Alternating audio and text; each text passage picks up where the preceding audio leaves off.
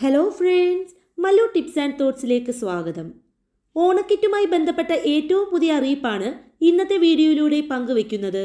നിങ്ങൾ ഈ ചാനൽ ആദ്യമായി കാണുകയാണെങ്കിൽ ഇൻഫോർമേറ്റീവായ വീഡിയോകൾ തുടർന്നും ലഭിക്കുവാൻ ദയവായി ചാനൽ സബ്സ്ക്രൈബ് ചെയ്ത് സപ്പോർട്ട് ചെയ്യുക.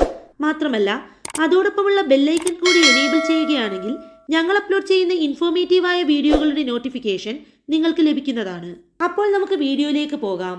ഓണക്കിറ്റ് ഇത്തവണ എല്ലാവർക്കും ഇല്ലെന്ന് ഉറപ്പായി.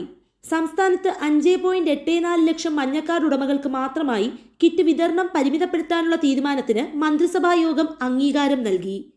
32 കോടി രൂപ സപ്ലൈകോയ്ക്ക് മുൻകൂറായി നൽകും. കടുത്ത സാമ്പത്തിക പ്രതിസന്ധിയെ തുടർന്ന് കിറ്റ് വിതരണം ഇത്തവണ സർക്കാർ പരിമിതപ്പെടുത്തുകയാണ്. മഞ്ഞക്കാർഡുള്ളവർക്ക് പുറമെ അനാഥാലയങ്ങളിലും അഗതി മന്ദിരങ്ങളിലും കഴിയുന്ന 20,000 പേർക്ക് കൂടി ഓണക്കിറ്റുണ്ടാകും. തേയിലയും വെളിച്ചെണ്ണയും പായസക്കൂട്ടും പൊടിയുപ്പും തുടങ്ങി 13 ഇനങ്ങളാണ് ഇപ്രാവശ്യമുള്ളത്. തുണിസഞ്ചി ഉൾപ്പെടെ 14 ഇനം കണക്കാക്കിയാണ് കിറ്റ് തയ്യാറാക്കുന്നത്. കടുത്ത സാമ്പത്തിക പ്രതിസന്ധി കാരണം ഓണവിപണിക്ക് മുന്നിൽ പകച്ചു നിൽക്കുന്ന സപ്ലൈകോയ്ക്ക് കിറ്റ് തയ്യാറാക്കാൻ മാത്രം 32 കോടി മുൻകൂർ അനുവദിക്കാനും മന്ത്രിസഭായോഗം നിർദ്ദേശം നൽകി. റേഷൻ കടകൾ വഴിയാണ് വിതരണം. 93 ലക്ഷം കാർഡുടമകളിൽ 87 ലക്ഷം കാർഡുടമകൾക്ക് കഴിഞ്ഞ വർഷം കിറ്റ് നൽകിയിരുന്നു. കോവിഡിന് ശേഷമുള്ള ആദ്യ ഓണക്കാലവും അതിന്റെ ബുദ്ധിമുട്ടുകളും കണക്കിലെടുത്താണ് അത്ര വിപുലമായ രീതിയിൽ കിറ്റ് നൽകിയതെന്നും ഇത്തവണ ആ ഒരു സാഹചര്യം ഇല്ലെന്നുമുള്ള വാദമാണ് ഭക്ഷ്യവകുപ്പിന്. അതേസമയം കൺസ്യൂമർ ഫെഡിന്റെ ഓണച്ചന്തകൾക്ക് ഈ മാസം 19-ന് തുടക്കമാകും. വിലക്കയറ്റം രൂക്ഷമായ സാഹചര്യത്തിൽ 13 ഇനം നിത്യോപയോഗ സാധനങ്ങൾ സബ്സിഡി നിരക്കിൽ സാധാരണക്കാരന് കിട്ടുന്ന തരത്തിലാണ് ചന്തകൾ ക്രമീകരിച്ചിരിക്കുന്നത്.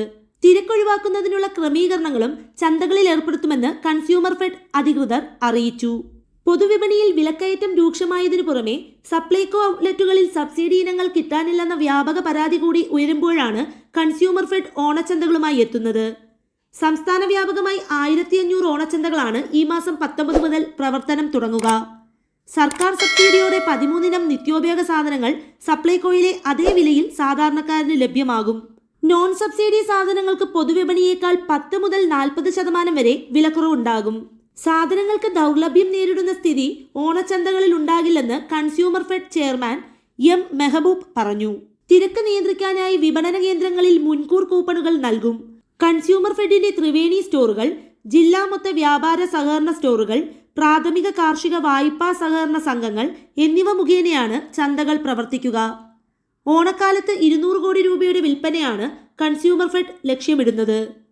ഓണച്ചന്തകളുടെ സംസ്ഥാനതല ഉദ്ഘാടനം ഈ മാസം 20-ന് കൊച്ചിയിൽ നടക്കുന്ന ചടങ്ങിൽ മുഖ്യമന്ത്രി പിണറായി വിജയൻ നിർവഹിക്കും.